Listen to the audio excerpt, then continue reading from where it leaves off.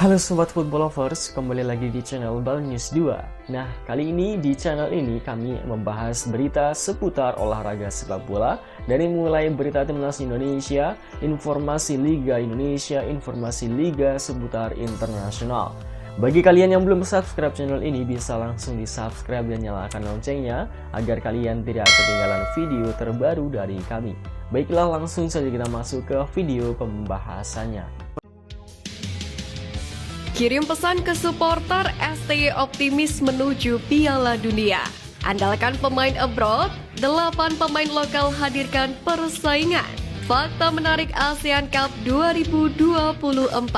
Simak informasi selengkapnya sebagai berikut.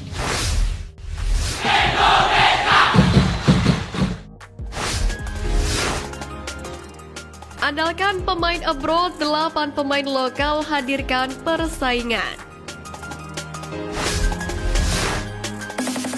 Kabar menarik datang dari tim Merah Putih yang berpotensi mengandalkan banyak pemain abroad dan hanya memanggil 8 pemain lokal untuk menghadapi Irak dan Filipina, yakni pada laga lanjutan kualifikasi Piala Dunia 2026. Sesuai jadwal, laga tersebut bakal berlangsung pada awal Juni mendatang.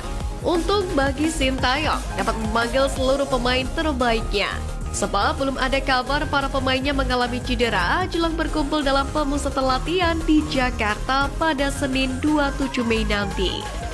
Menariknya, Sintayong diprediksi memanggil 17 pemain abroad yang dimiliki dimulai dari Asnawi Mangkualam, Pratama Arhan, dan Justin Hubner serta Zain Fatinama, Jordi Amat, dan Elkan Bagot yang telah pulih dari cederanya.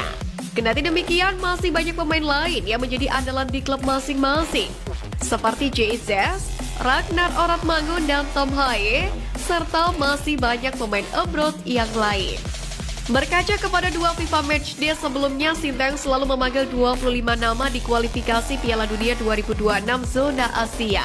Jika 17 nama di atas dipanggil semua, itu berarti hanya tersisa 8 slot yang diperuntukkan bagi pemain Liga 1.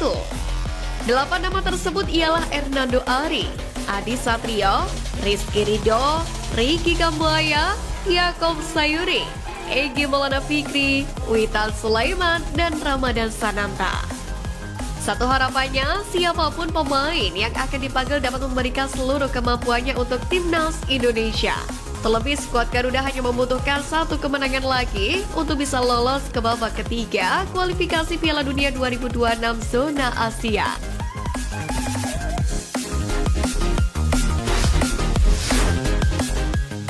Fakta menarik ASEAN Cup 2024.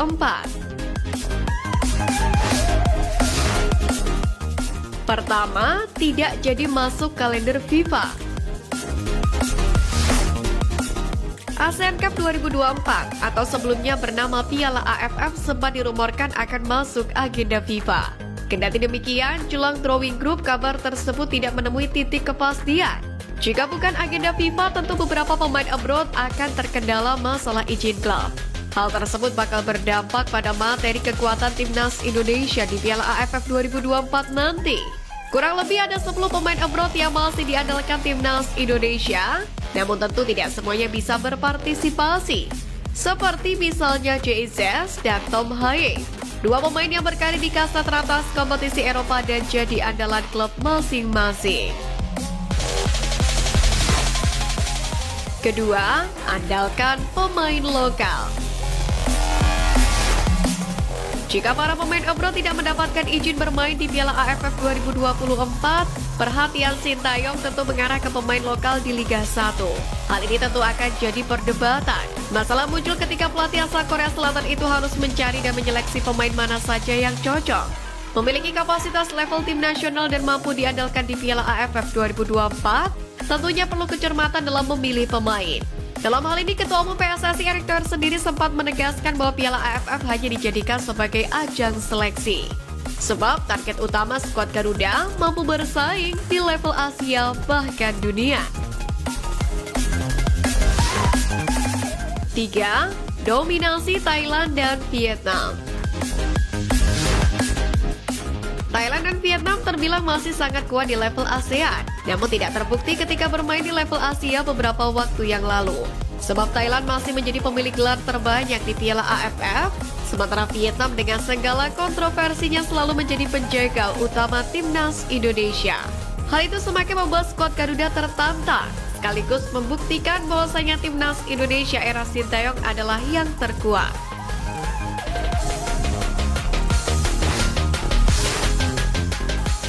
Kirim pesan ke supporter, ST optimis menuju Piala Dunia. Pelatih timnas Indonesia Sintayong mengaku tidak akan berhenti berjuang demi merah putih.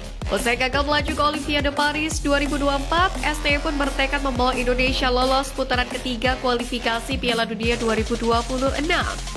Dikutip dari unggahan akun Instagram Timnas Indonesia, Sintayong menyadari bahwa kekecewaan datang ketika gagal membawa Garuda Muda tampil di Olimpiade. Namun pelatih asal Korea Selatan tersebut menegaskan kans ke Piala Dunia sangatlah terbuka lebar. Terlebih para pemain telah mendapatkan jam terbang dan pengalaman berharga. Menariknya, Sintayong meminta supporter Indonesia bisa hadir lebih banyak lagi di Gelora Bung Karno guna menjadi amunisi untuk menghadapi Irak dan Filipina nanti. Sintayong sendiri mengakui dukungan supporter Indonesia memberikan kontribusi besar bagi kesuksesan timnas Indonesia U23 di Piala Asia U23 2024 Qatar kemarin. Indonesia pun berhasil melampaui target yaitu lolos ke semifinal dan akhirnya finish di peringkat keempat.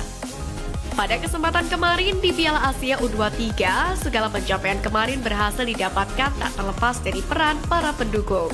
Jadi saya berharap dukungan yang lebih banyak lagi.